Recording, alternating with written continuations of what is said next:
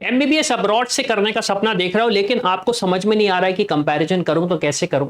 दो कंट्रीज का आज हम कंपैरिजन करने वाले हैं, एमबीबीएस इन रोमानिया और एमबीबीएस इन इंडिया। हम सारी चीजें जानेंगे इसके बारे में कि क्या प्रोज एंड कॉन्स हैं और कहां पे क्या चीज बेटर है और कहां से क्या चीज आपको करनी चाहिए और कहां से आपको फायदा मिलेगा।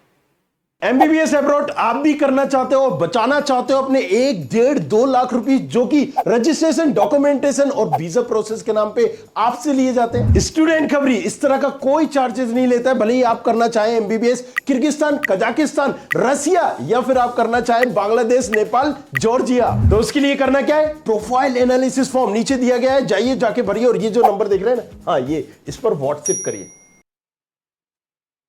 तो हम सबसे पहली चीज जानते हैं कि इनटेक का एक्चुअली टाइम क्या है दोनों कंट्रीज में और क्या डिफरेंस है। तो देखिए, इंडिया में जो 12th का एग्जाम होता है वो आप समझ लीजिए अप्रैल मई तक कंप्लीट हो जाता है, उसके बाद प्रोसेस होता है, नीट का एग्जाम होता है, सारी चीजें होती है। तो इंडिया में जो इनटेक है वो सितंबर में होता है। लेकिन अगर मैं रोमानिया की बात करूं तो रोमानिया में जो इनटेक होता है वो मंथ ऑफ अक्टूबर में होता है। तो स्लाइटली डिफरेंस है, लेकिन यहाँ पे एक चीज आपको नोट करनी पड़ेगी कि क्योंकि यहाँ पे intake just after September start हो रहा है इन मंथ ऑफ अक्टूबर, तो आपकी अगर प्रिपरेशन ऐसी है कि मुझे अगर इंडिया में सही कॉलेज नहीं मिलता है तो मैं अगर दूसरी जगह जाना चाहता हूँ, रोमानिया मेरे पास एक ऑप्शन है, तो मेक श्योर कि आपकी प्रिपरेशन उस तरीके से रहे। ऐसा नहीं कि आपने एकदम से सोचा कि मैं दिल्ली जा रहा था, अब मैं दिल्ली की जगह आगरा चला जाता हूँ, ऐसा नहीं होगा, क्योंकि काफी सारी चीजें इन्वॉल्व रहती हैं अगर आप अब्रॉड जाना चाहते हो। फिर दूसरा है मिनिमम परसेंटेज क्राइटेरिया। अब अगर मेरे परसेंटेज की बात करूं तो मेरे क्या परसेंटेज होना चाहिए, तो इंडिया में अगर मैं बात करूं तो अगर आप जनरल कैटेगरी के स्टूडेंट हो तो 60% होना चाहिए, एससी कैटेगरी को तो 40% होना चाहिए, sorry SC ST and reserve categories के लिए आपको 40% का आपका मार्क्स होना चाहिए। लेकिन अगर मैं रोमानिया की बात करूं तो आपके 70% होने चाहिए पीसीबी में।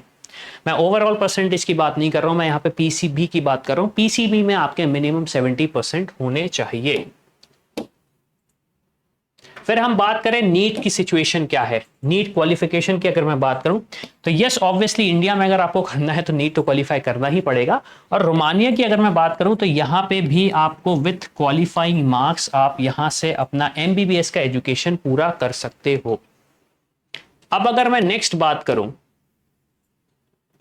आइल्स एंड टॉफिल, तो इंडिया में ये रिक्वायर्ड नहीं होते, सिमिलरली रोमानिया में भी ये रिक्वायर्ड नहीं होते हैं ये एग्जामिनेशन आइल्स और टॉफिल। तो अगर आपको लगता है कि बिना आइल्स और टॉफिल के बिना कर सकते हैं तो ये रोमानिया एक कंट्री है जहां पे आप ये चीज कर सकते हैं।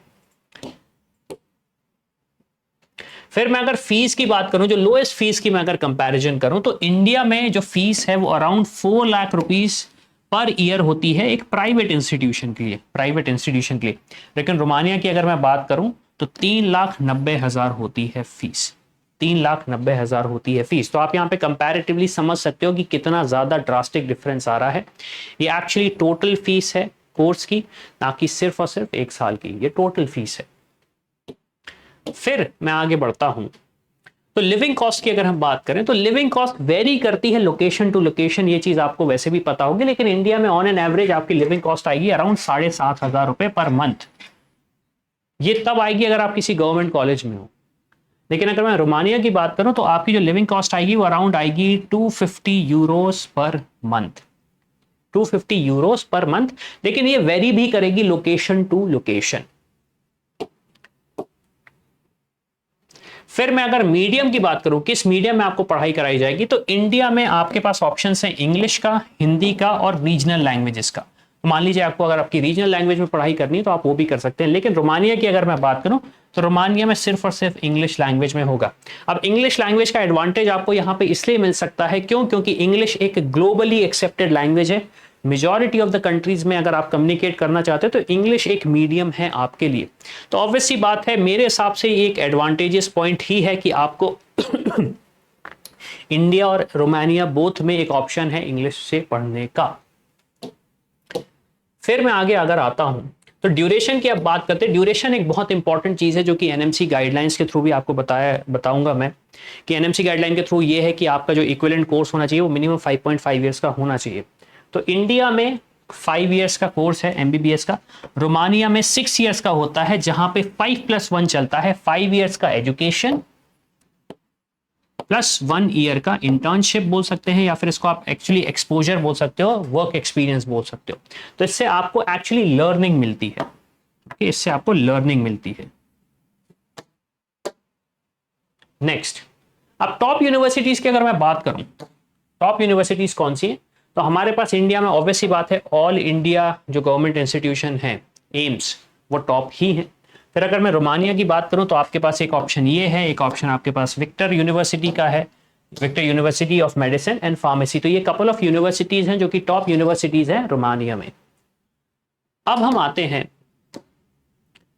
नेक्स्ट कंपैरिजन की ओर, रिकग्निशन, जो कि सबसे ज्यादा इंपॉर्टेंट है। अगर इवन आप अब्रॉड से पढ़ रहे हो तो मैक्सिमम चीजें स्टूडेंट यहाँ पे ये करते हैं कि वो किसी भी कॉलेज के पीछे भाग जाते हैं और फिर 5 साल, 5.5 साल, 6 साल बाद पता पड़ता है कि ये रिकग्नाइज्ड है ही नहीं। अब अगर ये इंस्टीट्यूशन रिकग्नाइज्ड नहीं है तो प्रॉब्लम क्या है? प्रॉब्लम ये है कि आपका जो डिग्री है, जो आपका लाइसेंस है, वो वैलिड ही नहीं है इंडिया में भी। तो ये एक इशू आता है। तो प्लीज मेक श्योर कि आपके पास सही इंस्टीट्यूशन में रिकग्निशन है या नहीं, वो आपको पता होना चाहिए। तो इंडिया में रिकग्निशन एनएमसी का है और WHO का है, रोमानिया में एनएमसी का है, WHO का है and the ministry of education Romania. तो यहां पे ये रिकग्निशन है। फिर उसके बाद यहां पे ऑलमोस्ट सारी चीजों का जो कंपैरिजन मैं करना चाहता था वो कंप्लीट हो चुका है। अब अगर आपके पास कोई भी क्वेश्चन है रिलेटेड टू रोमानिया, आप पूछना चाहते हो तो आप कमेंट बॉक्स में करो। लेकिन आप चाहते हो कि आप एक गलती ना करो, अगर आप अब्रॉड में पढ़ाई करना चाह रहे हो, कोई भी कंट्री हो, अगर आप चाह रहे हो कि आपसे छोटी मोटी गलती ना हो, गलत रिकग्निशन ना हो, उस इंस्टीट्यूशन की सच्चाई कुछ हो, कॉलेज की जगह वो कोचिंग हो, तो मेरा रिकमेंडेशन ये रहेगा आप इस नंबर पे रीच आउट करें 9111500222 और वहां पे जाके हम आपको सारा गाइडेंस देंगे, जहां पे हम आपको कोई रजिस्ट्रेशन फीस नहीं चार्ज करेंगे, कोई डॉक्यूमेंटेशन फीस नहीं और कोई वीजा फी हम चार्ज नहीं करेंगे। तो इसी के साथ ये वीडियो खत्म होता है guys, and I see you in the next one. I hope you like this video. For more such videos, keep watching our channel. And do not forget to like, share and subscribe.